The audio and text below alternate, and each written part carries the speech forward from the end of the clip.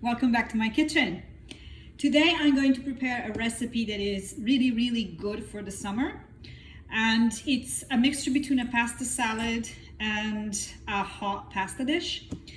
It comes from the tradition of pesto, but it has nothing to do with the original pesto from my hometown. It's avocado pesto. So what will you need to prepare this dish? First of all, you will need ripe avocados. Then you will need some garlic. You can use minced garlic or you can use the regular cloves, garlic cloves. You will need basil. You will need some form of seed. Now, this time I'm cooking for a friend who is allergic to nuts. So I have to use seeds, and in particular I am using sunflower seed. It really doesn't make much of a difference. Of course, the texture is important, and that is what the nut or the seeds provide.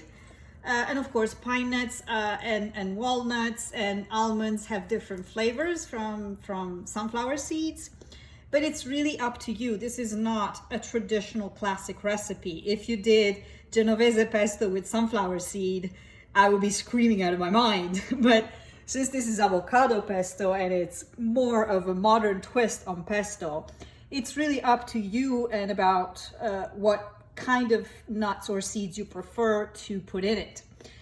So then I also use cherub tomatoes and I chop them. And of course, extra virgin olive oil is always a good thing to have. And I use, for this kind of dish, I use penne pasta. Again, I use the Cecco, one of my favorite pasta brands. And I use short pasta because it's easier for a summer dish. It's easier. So let's try and start making it. First of all, you need to dice the tomatoes. And here is the diced tomatoes. I diced all of those tomatoes. As you can see, they're in small pieces, and that's the way you want them. And then you set them aside. The second part is to peel and use the avocados.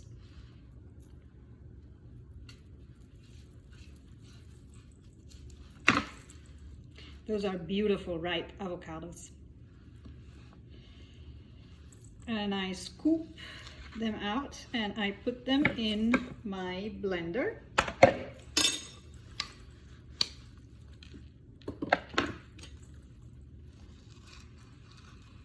I need at least, I want to say 2 avocados.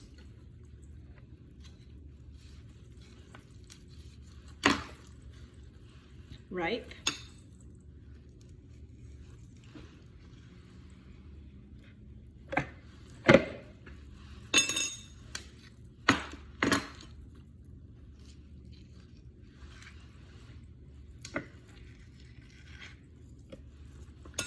So here you have the avocado. This is a Ninja blender.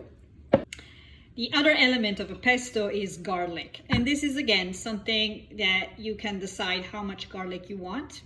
I am making a big batch today because there's gonna be 6 of us tonight having dinner, and I like it garlicky. So I used diced and minced garlic.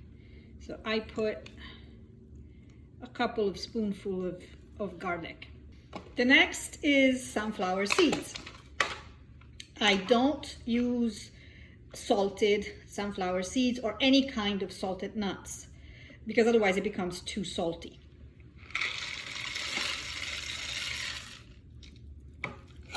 And finally, basil.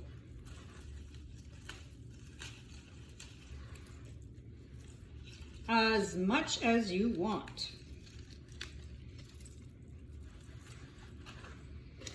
And before blending, you need to add some olive oil.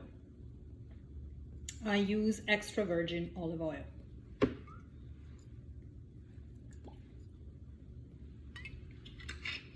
And now it's ready to be blended. And here is my Ninja blender, and I'm gonna hit blend.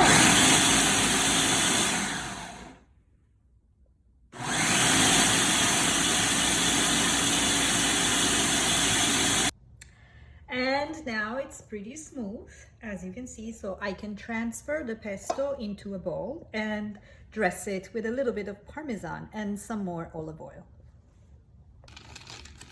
I am adding some Parmesan cheese to my bowl of pesto.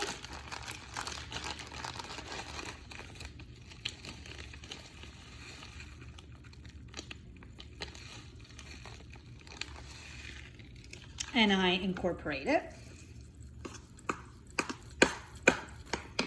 And I can add a little bit more of olive oil. I don't want to add too much because when I cook the pasta, I will use some of the water from the pasta to loosen it up and to tie it all together.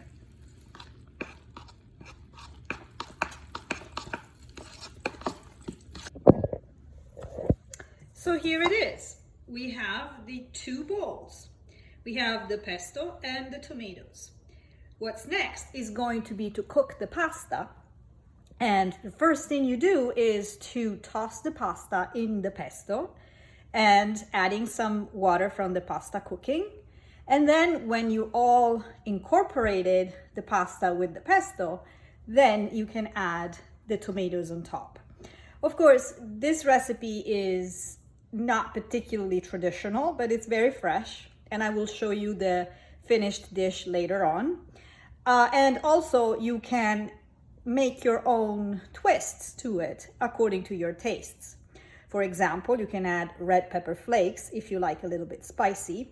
You can add minced onions if you like that. And you can add also goat cheese, which I am going to do.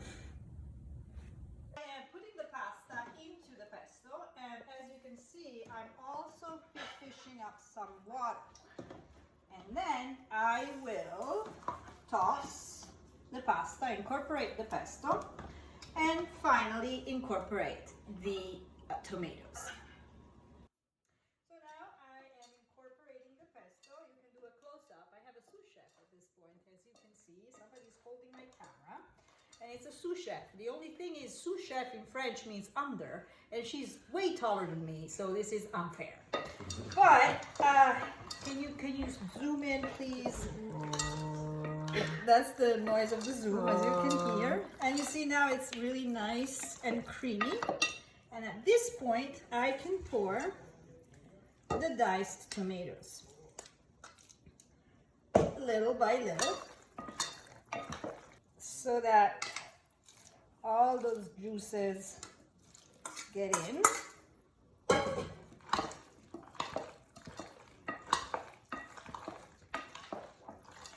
And finally, a little touch of goat cheese.